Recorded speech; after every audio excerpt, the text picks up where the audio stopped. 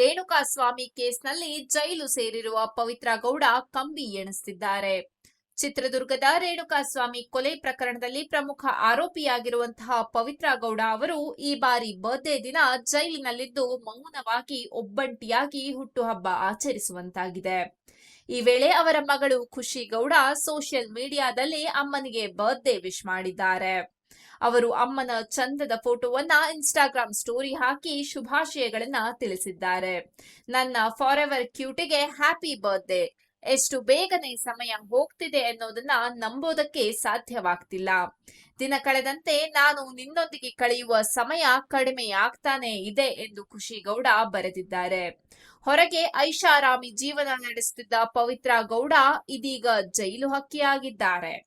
ಮನೆಯವರ ಜೊತೆ ಅದ್ಧೂರಿಯಾಗಿ ಹುಟ್ಟುಹಬ್ಬ ಆಚರಿಸಿಕೊಳ್ಳುತ್ತಿದ್ದ ಪವಿತ್ರಾಗೆ ಜೈಲಿನ ಸಹಕೈದಿಗಳೇ ಬರ್ತ್ಡೇ ಪಾರ್ಟ್ನರ್ಸ್ ಆಗಿದ್ದಾರೆ. ಏಕಾಂಗಿಯಾಗಿ ಮೌನಕ್ಕೆ ಜಾರಿರೋ ಪವಿತ್ರ ಗೌಡಗೆ ಹುಟ್ಟುಹಬ್ಬದ ದಿನವೇ ಶಾಕ್ ಕೊಡಲು ಜೈಲಾಧಿಕಾರಿಗಳು ಸಿದ್ಧತೆ ಮಾಡಿಕೊಂಡಿದ್ದಾರೆ. ಸ್ಯಾಂಡಲ್ವುಡ್ ನ ಡಿವೈನ್ ಸ್ಟಾರ್ ಕಾಂತಾರ 1 ಸಿನಿಮಾ ಕೊಟ್ಟ ಸಕ್ಸಸ್ ಸಂಭ್ರಮ ಮುಗಿಸಿ ಈಗ ಫ್ಯಾಮಿಲಿ ಜೊತೆ ಸಮಯ ಕಳೀತಿದ್ದಾರೆ. ರಿಷಬ್ ಶೆಟ್ಟಿ ಮುಂದೆ ಯಾವ ಸಿನಿಮಾ ಮಾಡಲಿದ್ದಾರೆ, ಯಾವ ಸಿನಿಮಾ ನಿರ್ದೇಶನ ಮಾಡ್ತಾರೆ ಅಥವಾ ಯಾವ ಮೂವಿಲಿ ನಟಿಸ್ತಾರೆ ಅಂತ ಅಭಿಮಾನಿಗಳಲ್ಲಿ ಕುತೂಹಲ ಇತ್ತು. ಈಗ ಆ ಕುತೂಹಲಕ್ಕೊಂದು ತೆರೆ ಬಿದ್ದಿದೆ. ಕಾಂತಾರ 1 ನಂತರ ಜೈ ಹನುಮಾನ್ ನಲ್ಲಿ ರಿಷಬ್ ಕಾಣಿಸೋದು ಕನ್ಫರ್ಮ್ ಆಗಿದೆ. ಟಾಲಿವುಡ್ ನಿರ್ದೇಶಕ ಪ್ರಶಾಂತ್ ವರ್ಮಾ ನಿರ್ದೇಶನದ ಜೈ ಹನುಮಾನ್ ಸಿನಿಮಾದಲ್ಲಿ ರಿಷಬ್ ನಟಿಸಲಿದ್ದಾರಂತೆ.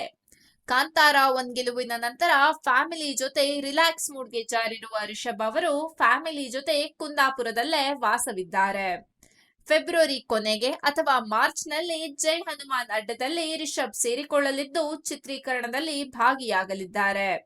ಡೈರೆಕ್ಷನ್ಗೆ ಸ್ವಲ್ಪ ದಿನಗಳ ಬ್ರೇಕ್ ಹಾಕಿ ನಟನೆಯಲ್ಲಿ ಬ್ಯುಸಿಯಾಗಿರುವ ರಿಷಬ್ ಅವರು ಜೈ ಹನುಮಾನ್ ನಲ್ಲಿ ನಟಿಸುವ ಬಗ್ಗೆ ಕ್ರೇಜ್ ಈಗಾಗಲೇ ಸೃಷ್ಟಿಯಾಗಿದೆ.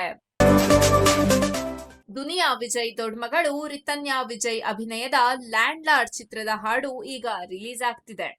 ಜನವರಿ 8ರಂದು ರಾತ್ರಿ 7:22ಕ್ಕೆ ಈ ಗೀತೆ ರಿಲೀಸ್ ಆಗ್ತಿದೆ. ಇದರ ಝಲಕ್ ಹೇಗಿದೆ ಅನ್ನೋ ಪ್ರಶ್ನೆಗೆ ಈಗ ಒಂದು ಉತ್ತರ ಸಿಕ್ಕಿದೆ. ಇದನ್ನ ಸಾಂಗ್ ಟೀಸರ್ ಅಂತಲೇ ಸಿನಿಮಾ ತಂಡ ಹೇಳಿಕೊಂಡಿದೆ. ಇದರಲ್ಲಿ ರಿತನ್ಯಾ ವಿಜಯ್ ಹಾಗೂ ಶಿಶಿರ್ ಬೈಕಾಡಿ ರೊಮ್ಯಾಂಟಿಕ್ ಕ್ಷಣದ ರೋಮಾಂಚನಗಳ ಚಿತ್ರಣ ಇದೆ. ಲ್ಯಾಂಡ್ ಲಾರ್ಡ್ ಚಿತ್ರದ 2ನೇ ಹಾಡು ರಿಲೀಸ್ ಆಗ್ತಿದೆ. ಈಗಾಗಲೇ ಹೇಳಿದಂತೆ ಈ ಗೀತೆಯನ್ನ ಜನವರಿ 8ರಂದು ರಿಲೀಸ್ ಮಾಡಲಾಗ್ತಿದೆ. ರಾತ್ರಿ 7:22ಕ್ಕೆ ಈ ಹಾಡನ್ನ ಬಿಡುಗಡೆ ಮಾಡ್ತಿದ್ದಾರೆ.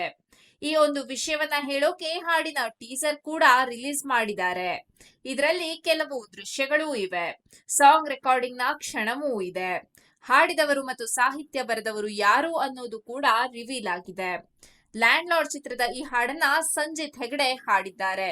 ತಮ್ಮ ಎಂದಿನ ವಿಶೇಷ ಶೈಲಿಯಲ್ಲೇ ಹಾಡಿದ್ದಾರೆ.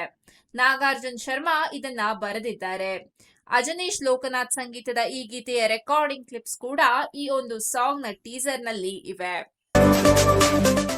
ಕನ್ನಡ ಚಿತ್ರರಂಗದಲ್ಲಿ ತಮ್ಮದೇ ಛಾಪು ಮೂಡಿಸಿರುವ ನಟ ಧನಂಜಯ್ ಸುಧಾ ಕೊಂಗಾರ ನಿರ್ದೇಶನದ ಮತ್ತು ಶಿವಕಾರ್ತಿಕೇಯನ್ ಅವರ 25ನೇ ಚಿತ್ರವಾದ ಮುಂಬರುವ ತಮಿಳು ಚಿತ್ರ ಪರಾಶಕ್ತಿಯ ಭಾಗವಾಗಿದ್ದಾರೆ. ಈ ಚಿತ್ರವು ಸಂಗೀತ ಸಂಯೋಜಕ ಜಿ.ವಿ. ಪ್ರಕಾಶ್ ಕುಮಾರ್ ಅವರ 100ನೇ ಚಿತ್ರವಾಗಿದೆ. ಆಕಾಶ್ ಭಾಸ್ಕರನ್ ನಿರ್ಮಿಸಿದ ಈ ಚಿತ್ರವು 1965ರಲ್ಲಿ ನಡೆಯುವ ಕಥೆಯನ್ನ ಹೊಂದಿದ್ದು ಶ್ರೀಲೀಲಾ, ರವಿಮೋಹನ್ ಮತ್ತು ಅಥರ್ವ ಮುರಳಿ ಸೇರಿದಂತೆ ಹಲವರು ನಟಿಸಿದ್ದಾರೆ. ಜನವರಿ 10ರಂದು ಪರಾಶಕ್ತಿ ಚಿತ್ರವು ಚಿತ್ರಮಂದಿರಗಳಲ್ಲಿ ಬಿಡುಗಡೆಯಾಗಲು ಸಜ್ಜಾಗಿದೆ. ಚಿತ್ರದ ಗಾತ್ರ ಮತ್ತು ತಾರಾಬಲದಿಂದಾಗಿ ಮಾತ್ರವಲ್ಲದೆ ಸುಧಾ ಕೊಂಗಾರ ಅವರ ಭಾವನಾತ್ಮಕವಾಗಿಯೂ ಸ್ಫೂರ್ತಿದಾಯಕವಾಗಿಯೂ ಇರುವ ಕಥಾ ಹೇಳುವ ಖ್ಯಾತಿಯ ಕಾರಣದಿಂದಾಗಿ ನಿರೀಕ್ಷೆಗಳು ಗಗನಕ್ಕೇರುತ್ತಿವೆ. ಶ್ರೀಲೀಲಾ ಅವರ ಪಾತ್ರವು ಈಗಾಗಲೇ ಕರ್ನಾಟಕದಲ್ಲಿ ಆಸಕ್ತಿಯನ್ನ ಹುಟ್ಟುಹಾಕಿದ್ದರೂ ಧನಂಜಯ್ ಅವರ ಅಚ್ಚರಿಯ ಸೇರ್ಪಡೆಯು ಕುತೂಹಲವನ್ನು ಮತ್ತಷ್ಟು ಹೆಚ್ಚಿಸಿದೆ. ಕುತೂಹಲಕಾರಿಯಾಗಿ ಚಿತ್ರದೊಂದಿಗಿನ ನಟನ ಸಂಬಂಧವನ್ನ ಯಾವುದೇ ಅಧಿಕೃತ ಘೋಷಣೆ ಅಥವಾ ಯಾವುದೇ ಸುಳಿವು ನೀಡದೆ ದೃಢವಾಗಿ ಮುಚ್ಚಿಡಲಾಗಿತ್ತು. ಚಿತ್ರದ ಆಡಿಯೋ ಬಿಡುಗಡೆಯ ಸಮಯದಲ್ಲಿ ಧನಂಜಯ್ ಅವರನ್ನ ತಂಡದ ಜೊತೆಗೆ ಗುರುತಿಸಲಾಯಿತು. ಇದು ಯೋಜನೆಯಲ್ಲಿ ಅವರ ಉಪಸ್ಥಿತಿಯನ್ನ ದೃಢಪಡಿಸಿತು. ಅವರ ಪಾತ್ರದ ಬಗ್ಗೆ ವಿವರಗಳನ್ನ ಬಹಿರಂಗಪಡಿಸಿಲ್ಲ, ಆದರೂ ಅವರು ಅತಿಥಿ ಪಾತ್ರದಲ್ಲಿ ಕಾಣಿಸಿಕೊಳ್ಳುತ್ತಾರೆ ಎಂಬುದು ತಿಳಿದು ಬಂದಿದೆ. ವಾಸ್ತು ಪ್ರಕಾರ, ನಮ್ಗಣಿ, ಬಿ ಕಾಂಪಾಸ್ ಮತ್ತು ಹೊಂದಿಸಿ ಬರೆಯಿರಿ ಮುಂತಾದ ಚಿತ್ರಗಳಲ್ಲಿನ ಅಭಿನಯಕ್ಕೆ ಹೆಸರುವಾಸಿಯಾದ ಐಶಾನಿ ಶೆಟ್ಟಿ ಇದೀಗ ಕ್ಯಾಮೆರಾ ಹಿಂದೆಯೂ ಹೊಸ ಜವಾಬ್ದಾರಿಯನ್ನು ಹೊರಲು ಸಿದ್ಧವಾಗಿದ್ದಾರೆ. ನಿರ್ದೇಶನ ಮಾಡುವ ಬಯಕೆಯ ಬಗ್ಗೆ ಬಹಳ ದಿನಗಳಿಂದ ಮಾತನಾಡುತ್ತಿದ್ದ ನಟಿ ಕಾಜಾಣ ಎಂಬ ಚಿತ್ರದ ಮೂಲಕ ನಿರ್ದೇಶಕಿಯಾಗಿ ಸ್ಯಾಂಡಲ್ವುಡ್ಗೆ ಎಂಟ್ರಿ ಕೊಡುತ್ತಿರುವುದನ್ನ ಅಧಿಕೃತವಾಗಿ ದೃಢಪಡಿಸಿದ್ದಾರೆ.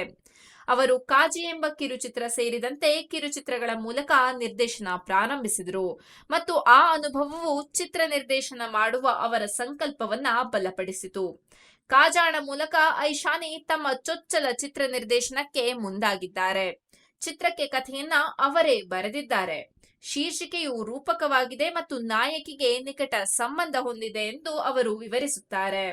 ಇದೊಂದು ಕೌಟುಂಬಿಕ ನಾಟಕ ಎಂದು ವಿವರಿಸಲಾಗಿದ್ದು, ಐಶಾನಿ ಅವರೇ ಸ್ವತಃ ಪ್ರಮುಖ ಪಾತ್ರವನ್ನ ನಿರ್ವಹಿಸುತ್ತಿದ್ದಾರೆ. ಚಿತ್ರತಂಡವು ಸದ್ಯ ಉಳಿದ ಪಾತ್ರವರ್ಗವನ್ನ ಅಂತಿಮಗೊಳಿಸುತ್ತಿದ್ದು, ಶೀಘ್ರದಲ್ಲೇ ಚಿತ್ರೀಕರಣ ಪ್ರಾರಂಭವಾಗುವ ನಿರೀಕ್ಷೆಯಿದೆ.